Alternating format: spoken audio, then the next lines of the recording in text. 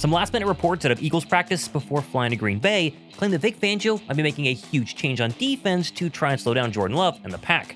Plus, key starters are officially out on both sides, yet it's Philadelphia that's getting healthy at just the right time, and why Jordan Mailata and the Birds' offense have a plan for Micah Parsons even as the tundra at Lambeau Field begins to freeze. I'm Thomas Mott, this is the Thomas Mott Show.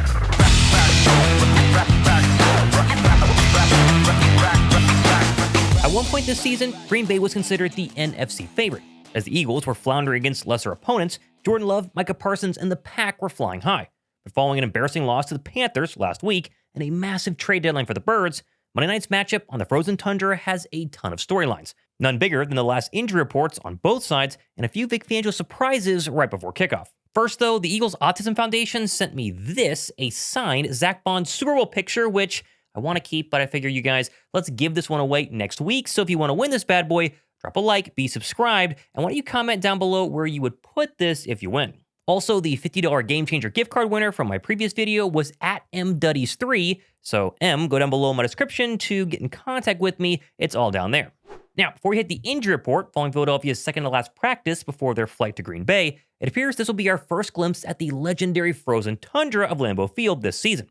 The temperature at kickoff is forecasted for the upper 30s. They'll drop down to the 20s by the fourth quarter. As of now, no snow is expected, but this will be a dramatic shift from Philadelphia's first half of the season, where twice they played in 90-plus degree heat, obviously versus the Chiefs, and then down in Tampa Bay. The lowest temperature they faced all year long was their road loss in New York, where field temps at MetLife Stadium were simply a balmy 52. Still, weather, it shouldn't matter, and most of the Philadelphia Eagles on this year's team were also a part of the playoff run last year, and if you're like me and went to one of those playoff games, you know it was pretty darn cold, so not a major factor. It's going to make for perfect football weather, and it sounds like the guys, at least internally, they're not too worried about it being chilly at Lambeau Field. Like, at the end of the day, like straight up, like, at the end of the day, everybody makes a cold weather game is, bigger than what it is, but at the end of the day, we in Philly, it's going to be cold in Philly. It's not like we, not to him, but it's not like we playing in Miami. But I feel like if you psych yourself out and you're like, it's going to be cold, you already got your mind made up. So we go in there. I mean, it's just another cold weather game. I played in Chicago, so after that, I feel like anything, be straight. Speaking of worries, and the Birds injury report from Friday, it's virtually worry-free. Saquon Barkley, Jacorian Bennett, A.J. Brown, Willie Lampkin, Morris Jomo, and Nolan Smith were all full goes. Meaning Brown, Nolan, and especially BG are all set to officially return and play Monday night versus the Packers. Brandon Graham will obviously get the headlines, and come on, rightfully so. I, for one, cannot wait to see what kind of impact he has out there, his energy, his trash talking, but let's not overlook the return of Nolan Smith, who we kind of forgot has not been himself basically the entire year, and yet told reporters late Friday he's finally ready to go and is super pumped to get back. Man, hungry and just happy to be out there with my guys, man. Just miss the fellas. You miss the camaraderie. You miss the practicing together. You miss all those type of things. Man, it's God's plan, man. God got a plan for us all, and, you can't get frustrated. You just got to keep your head down and stay working, man. And now, I don't get frustrated. I can't get frustrated. Just got to keep going. For as big as an upgrade as Jaelan Phillips is going to be, maybe on Monday, maybe going forward, we'll talk about him in a second on the Spur defensive line. Nolan Smith coming back, BG making his official start this season, and Phillips together, that is an extremely dangerous defensive line unit. Plus, Jokes Hunt had a great game against the Giants a couple of weeks ago. I think they're going to get after Jordan Love. Key factor, we'll talk about that. Can we get 4 or 5 sacks on Monday night? Now, of course, the injury report, it wasn't perfect, as both Adoree Jackson and Jurgens looks like they're going to be out. As Jackson missed yet another practice due to a concussion, while Jurgens remained sidelined even after the bye with that knee injury. Philadelphia won't make this official until likely Sunday evening, but Eagle reporters are expecting Brett Toth to probably make his second straight start with Jurgens out. Obviously, a bummer for Cam. Hopefully he gets healthy, but Toth shined in the Birds' home loss 2 weeks ago versus the Giants, and there have been some arguments that having Toth in has forced the Birds to run more under-center plays, which, as we saw versus New York, was perhaps the spark that lit the fire in the Birds' offense. Here's hoping Toth, the entire offensive line, and really Jalen Hurts and company can keep the Flames going in the cold versus Green Bay. Flying over to the Packer injuries, and honestly, it looks pretty similar to what they've had the past couple of weeks as key do not participates, like Lucas Van Ness and Savion Williams, have missed multiple games in a row and are likely still going to be out on Monday. With the rest of their limited players like Matthew Golden, Edrin Cooper, Christian Watson, they're all going to play, but remain slightly banged up. Again, no surprise. The biggest injury, however, that clearly has tipped this game way into the Birds' favor was the loss of Packers tight end Tucker Kraft last week to a torn ACL. That removed clearly the hottest tight end, maybe in the entire NFL, from the field, who was also Jordan Love's go-to target when push came to shove earlier in the year. I mean, Kraft had 7 catches for 143 yards, just 2 weeks ago versus the Steelers. That put him well above the rest of Green Bay's pass catchers on the entire year. leaving now a huge gap from first place Romeo Doubs to second place Matthew Golden with less than 270 receiving yards for the season. I think a lot of Eagle fans are overlooking the fact that Tucker Kraft not playing this game is a massive, massive loss, not because they didn't know Tucker Kraft was a good player, because it happened during the Eagles bye week that feels like forever ago, so we've kind of forgotten the fact that this was their leading receiver, and now he's not going to play. Either way, though, we never revel in the fact that opposing players get injured. Terrible loss for Tucker Kraft, who's having a Pro Bowl caliber year, but make no mistake, this helps Philadelphia's defense tremendously. That was tough to see. Obviously, we both went to South Dakota State as well, so seeing him get injured, especially with the year he was having, is tragic. Wish him the best, and he'll be back next year ready to keep doing what he's been doing. Now, of course, injuries aside, and this Monday night matchup was already massive, but it's taken on a whole new meaning, especially in Philadelphia, as the Birds have added 3 new significant additions at the trade deadline, all 3 of whom should play at least varying roles on Sunday. As of course, Jaelan Phillips, he's going to get the most amount of reps likely on Monday night, as both he and, as you see here, Nolan Smith have been spending extra time working out to get ready to return. On paper, right now, Jaelan Phillips is the best edge rusher in maybe the entire Eagles unit, with a 19.3 pass rush win rate and an 18.1 pressure percentage. That is currently the best of any other Eagle on the defensive line. However, as with every trade deadline move, there is a scenario where he works a little slowly to get to starter level snaps. As he told the media late this week, yes, there's plenty of familiarity in a Vic Fangio system, but remember, it has been 2 years since he actually played under Vic. I think there's an adjustment. Obviously, it's been 2 years removed, and I was part of a different defensive scheme these last 2 years, really. So it's definitely still a learning curve. I can't say I'll just jump in and immediately know everything, but I'm definitely working diligently to learn the playbook and to get acquainted with the guys. Jordan Love is currently being pressured on 28% of his dropbacks this year, which is actually the highest of any quarterback under Matt LaFleur during his tenure.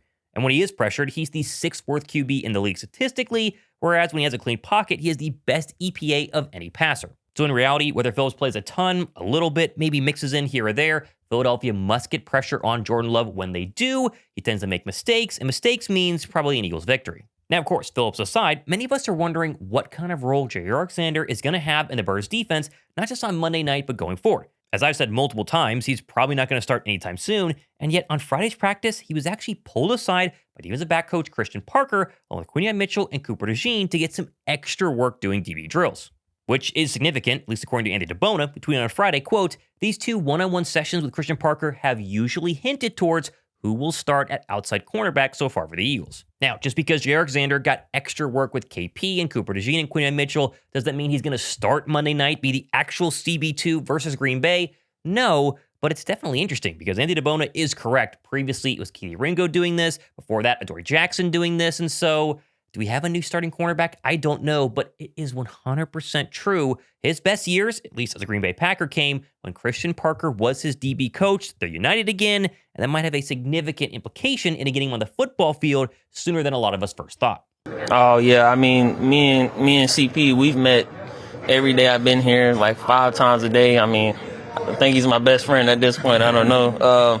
It's been good to, be back with him and, get the coaching, get the technique and get the extra work, like we used to do. Plus, as mentioned, there's still the concussion going on with Adoree Jackson earlier on the show. Still, we're going to have to wait and see what happens Monday night, but at least when he talked to the media on Thursday, it sounds like his sole focus right now is being a great leader and a great teammate for all the young guys in this brand new DB room. I'm just going to bring leadership. I'm going to bring some energy and bring some swag, confidence. And hopefully we all can feed off one another, feed off that, and take this thing to the next level. I'm more into proving myself, that I can be where I know I can be, where I am. So you have no doubts that you're still that player? Yeah, I don't have no doubts.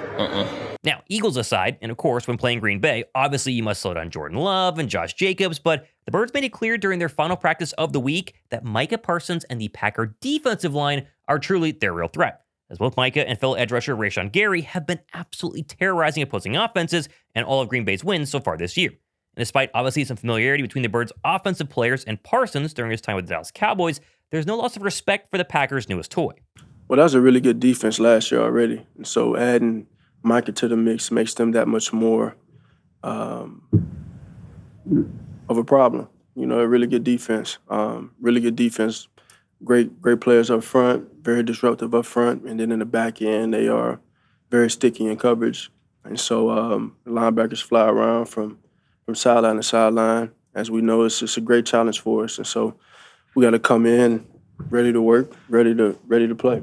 It's one of those guys that you have to game plan for because, we say he's a game wrecker. So, for us, it's all about executing our plan up front in the run game and in the passing game because that's, the pass game is where he's done a lot of damage and where he can be a big threat. So for us, it's about executing up front, especially in that pass protection game and trying to make sure that he doesn't disrupt it. I mean, obviously we played them, and so we are familiar with some of the things that they do, but, it's different faces now, and you have to prepare differently as well. So we got our hands full. They have a really good D-line, man, adding Micah, Rashawn Gary. So that makes our job a lot harder, too, as well. So, we got to speed up our process and be what we need to be. So. What's most important to note, though, is that when teams have actually held up well against Parsons and company, this defense for the Green Bay Packers can 100% be gotten through both the air and on the ground. For example, last week, Rico Dowdle went for 130 on the ground and 2 touchdowns. And obviously, prior to Bryce Young's interception in that game, the Packers defense had not created a turnover through the air since their Week 3 loss to the Browns. On paper, statistically, this is the top 5 total defensive unit in Green Bay. It's very good, right? They have plenty of great players, Micah Parsons, Gary, Xavier McKinney on the back end. But when they face number 1 receivers, at least recently, like Jamar Chase and George Pickens, they've been absolutely shredded through the air. And so obviously, you got to run the football well. You got to pass protect against Micah Parsons well. But I think it's going to be a massive day and a really impressive day for A.J. Brown and Devontae Smith. As obviously, A.J. Brown, as we said, he's healthy. I think he's got some revenge mixed in with all the media trade drama as well. He's coming off a very impressive game versus the Vikings a couple of weeks ago. Plus, as we forget, Devontae Smith, he's been red hot, had a great game versus the Vikings and a really good game versus the Giants. But it all sounds like Jalen Hurts especially is eager to get back to work and prove this offense is heading in the right direction while also staying efficient and not turn the ball over. Ultimately, I think efficiency is more important than anything else. And so I think as a team, if we can do that, do that as a team, as an offense, we'll put ourselves in a really good, position. That's efficiency in everything we do. Execution, the fundamentals of things we do, everybody has that from a role standpoint. So being efficient in what we do is important. All in all, it is worth noting that historically, Philadelphia, when given extra time off, for instance, as a bye during the Sirianni era, are 6-1 with 11+ days rest. And actually 11-1 if you include the season openers, which also was when Philadelphia beat the Green Bay Packers in Brazil, the previous season opener in 2024. Obviously, Sirianni is also undefeated against the NFC North, and his and Hurts' record from Week 10 to the regular season since 2021 is a combined 24-8, which actually turns into 21-3 if you take out the collapse-filled 2023 season. All in all, I'm very confident in Philadelphia, but I'm also excited to see how they match up against one of the premier teams in the NFC. Now, of course, they've already played very well against the Kansas City Chiefs, and they beat the LA Rams, the Tampa Bay Bucks. They have the quality wins, but if they keep stacking up wins against the premier teams in the NFC, not only is it going to hopefully swing the power rankings nationally into Philadelphia's favor, but way more importantly, the number 1 overall seed. If they win on Sunday or on Monday night, the tiebreaker with them, the Bucks, the Rams, the Cowboys, that won't matter, but still, it is massive for Philadelphia, and I think they're going to go ahead and win on Sunday. Now, of course, plenty more stuff happening the next couple of days and weeks. I am planning on streaming the game on Monday night. I'll be alone, as most of you know. Josh Davis, my broadcast partner, if you will, is going to be at the game at Lambeau Field. I'm going to be here because I just had my brand new, 1-week-old baby by Monday night in baby Lily. But as long as the sleep goes well for her heading into that game, I should stream. So I hope you guys subscribe and join me for that one. Either way, pump for this one. Massive matchup in the NFC. I'm Thomas Mott. This has been the Thomas Mott Show.